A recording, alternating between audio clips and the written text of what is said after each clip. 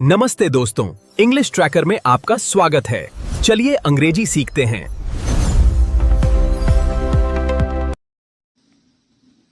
आज का टॉपिक है द स्मार्ट क्राउ, चतुर कौआ।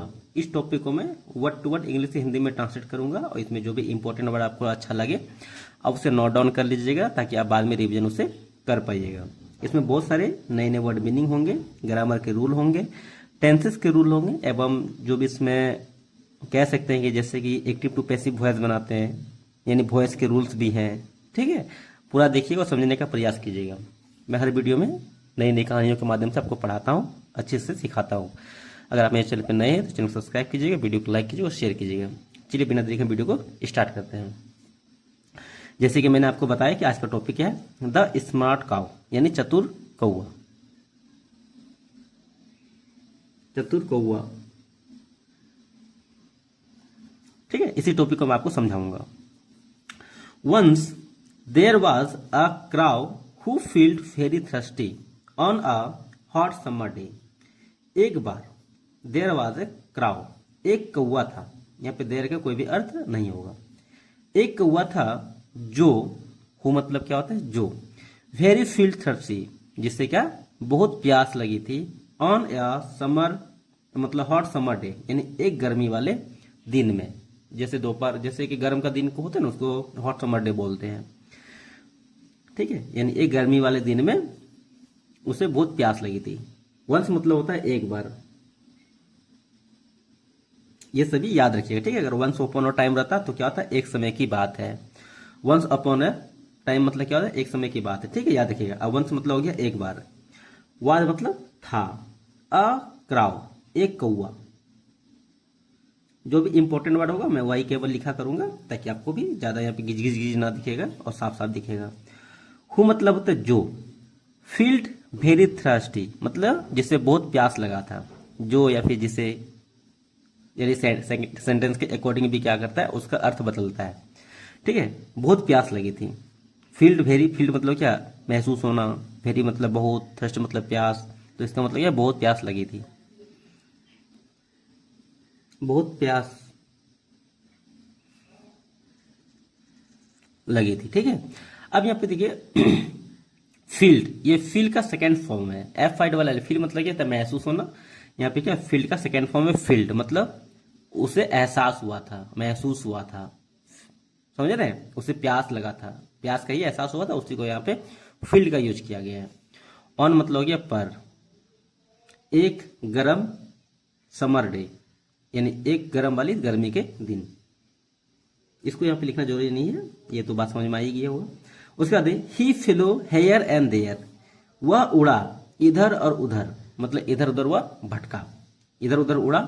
इन सर्च ऑफ वाटर, पानी की तलाश में। बट लेकिन कुड नॉट फाइंड एनी, नहीं मिला कुछ भी, यानी वह कुछ भी नहीं ढूंढ पाया। फाइंड मतलब होता है ढूंढना, नॉट कुड मतलब, कुड नॉट मतलब क्या, नहीं सका, एनी मतलब क्या, कुछ भी। वह उड़ा, एफ एल वाई, फ्लाई मतलब होता है उड़ना, या फ्लाई का सेकेंड फॉर्म है फ्लाई, फ्लो। तो क्या जगह, वह उड़ा यहां और वहां, यहां और वहां, यहां वहां उड़ा लेकिन उसको कहीं भी नहीं मिला था। ठीक है, उसका यहाँ पे बात करें, आप इसको याद रखिएगा, इसको स्पोकन में यूज भी कर सकते हैं। वह यहां वहां उड़ा, इन सर्च ऑफ वाटर, पानी की तलाश में, पानी की तलाश।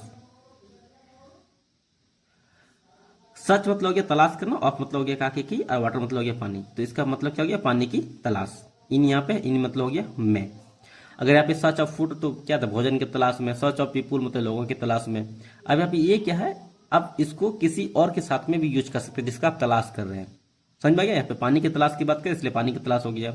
अगर यहाँ पे भोजन की तलाश होता तो भोजन की होता। ठीक है, बट लेकिन, कुड नॉट, कैन मतलब होता है सकना। आपको बेटर तरीके से एकदम आराम से पढ़ाऊं ताकि आपको दिक्कत ना हो। ठीक है, कुड नॉट नहीं सका, ढूंढ कुछ भी। ठीक है, एनी मतलब कुछ, मतलब कुछ भी उसको नहीं मिला, यानी वो कुछ भी नहीं ढूंढ सका। आफ्टर सम टाइम, कुछ समय के बाद, ही सॉ ए पोट, कुछ समय के बाद उसने देखा एक घड़ा नियर ए हाउस। आगे देखिए तो आफ्टर सम टाइम, कुछ समय के बाद,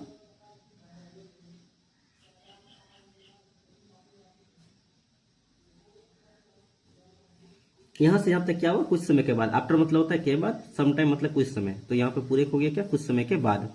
ही सॉ अ पोट, उसने एक घड़ा देखा, उसने देखा एक घड़ा। सी मतलब होता है देखना, सी का यहाँ पे सेकेंड फॉर्म का यूज किया गया। सा मतलब हो गया देखा, अपोट मतलब क्या था, घड़ा होता है, ये तो सभी जानते हैं। नियर अ हाउस यानी एक घर के पास या फिर एक घर के नजदीक। नियर मतलब होता है पास होता है, नजदीक होता है, घर। एक घर के पास एक घड़ा देखा। What it, there was a little water at the bottom of the pot. यहाँ भी देर का कोई यूज नहीं होगा क्योंकि यहाँ पे सब्जेक्ट का यूज किया गया, सब्जेक्ट के लिए। यहाँ पे कोई भी सब्जेक्ट नहीं, इसलिए यहाँ पे देर का यूज किया, ठीक है। There was a little water, थोड़ा सा पानी था। अ लिटिल वाटर, अ लिटिल मतलब क्या होता है, थोड़ा। वाटर मतलब गया पानी। और यहाँ पे इसका अगर फूड रहता, कुछ और भी रहता, तो वहां पे क्या होता, उसका मतलब थोड़ा होता, मतलब वो जो भी था वो कम था। अ लिटिल वाटर मतलब थोड़ा सा पानी था, वो आदमी यहाँ पे इसलिए था। एट द बॉटम, एट क्या स्थान दिखाने के लिए यूज करते, ठीक है, किस जगह पे, यानी तल्ली में। यानी ये रहा घड़ा, घड़ा के यहाँ पे तल्ली में क्या थोड़ा सा पानी था, ठीक है, नीचे में। एट मतलब पर, ऑफ द पोट यानी घड़े, घड़े के तल्ली में क्या थोड़ा सा पानी था। The crowd try to drink the water but his beak could not reach it. कौवे ने कोशिश किया पानी पीने की, ठीक है, पानी पीने की, लेकिन कौवे की चोंच कुड नॉट नहीं सका रिच इट, मतलब वहां तक नहीं पहुंच पा रहा था। इसको हम क्या करें, कौवा कोशिश किया, ठीक है। द क्राउड ट्राइड, कौवे ने कोशिश किया, टू ड्रिंक पीने की, ठीक है। द वाटर पानी, पानी पीने की कोशिश किया, बट लेकिन हिज ब्रीक यानी उसका चोंच, उसका चोंच कुड नॉट रीच नहीं पहुंचा।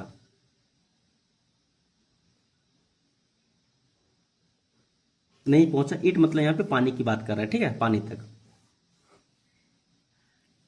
ही देन गॉट एन आइडिया, उसे, ही का मतलब यहां पे वह नहीं, यहां पे क्या जाएगा, उसे।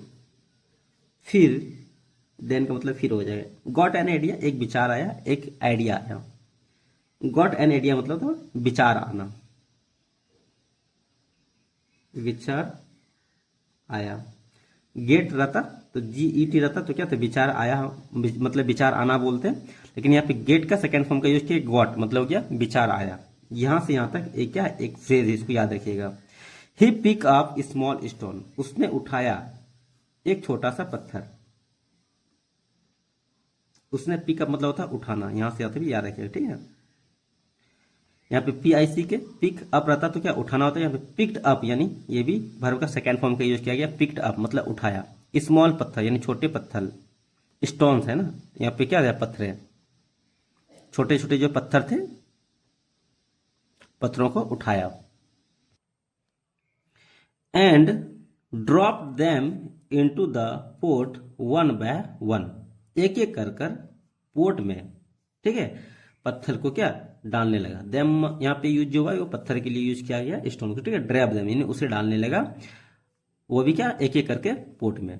इनटू का यहाँ पे प्रयोग में होता है।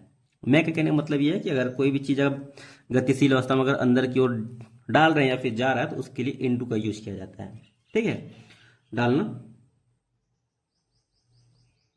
DROP, ड्रॉप मतलब होता है डालना। यहाँ पर ड्रॉप का यहाँ पे सेकंड फॉर्म का यूज किया गया, ड्रॉप्ड, ठीक है। थर्ड फॉर्म भी सेम होता है उनमें, एक एक कर कर, एक एक कर, ठीक है, एक एक करके डालने लगा घड़ा में। स्लोली, धीरे धीरे, the water level rose higher, पानी का स्तर ऊपर आ गया। सुन, जल्दी ही, the crow was able to drink the water, जल्दी ही कौवा सक्षम हो पा रहा था पानी पीने के लिए। धीरे धीरे, धीरे धीरे वाटर लेवल, पानी का स्तर ऊपर आया। मैं आपके लिए कितना बढ़िया से कहानी समझा रहा हूं, लेकिन फिर भी आप लोग एक लाइक या सब्सक्राइब नहीं करते हैं। कर दिया कीजिए, मेहनत लगता है बहुत सारी वीडियो बनाने में, ठीक है। तो जल्द ही कौवा वाज टू एबल मतलब होता है सक्षम होना, ठीक है। पीने में, ड्रिंक है तो क्या जगह पीने में सक्षम हो पाया था पानी को। देन फिर क्या, the crow happily drink, DRANK, drink का सेकेंड फॉर्म है ड्रैंक, ठीक है। कौवे ने खुशी खुशी पानी को पिया, ड्रिंक वाटर पानी पिया, एंड फ्लो अवे, और क्या हुआ, उड़ गया। कौवा खुशी खुशी पिया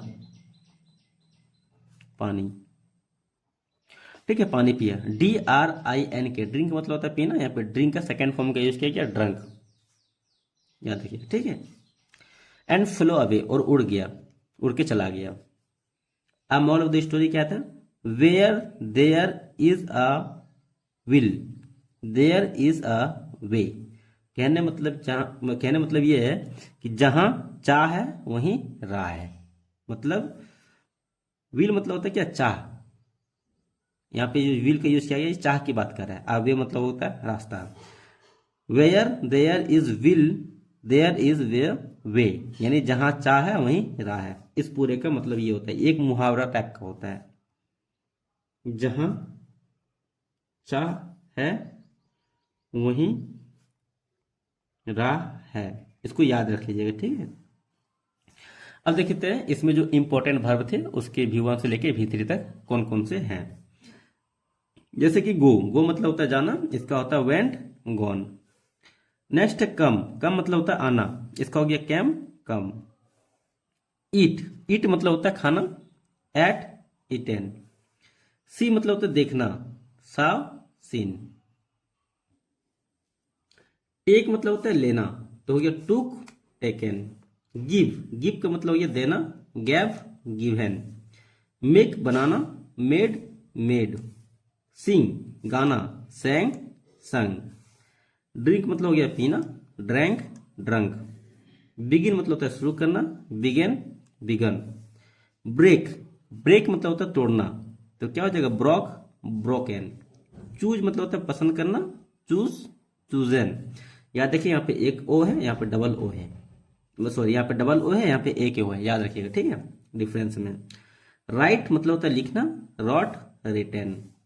स्पीक मतलब होता है बोलना, स्पॉक, स्पोकन। रन मतलब होता है दौड़ना, रैन, रन। अगर दौड़ के भागना क्या बोलते हैं, रैन अवे, ठीक है। रिंग मतलब होता है बजाना, रैंग, रंग। ड्राई मतलब होता है चलाना, ड्रॉप, ड्रोवेन। फॉल मतलब होता है गिरना, फील, फॉलन। नो मतलब होता है जानना, नोन, नॉन।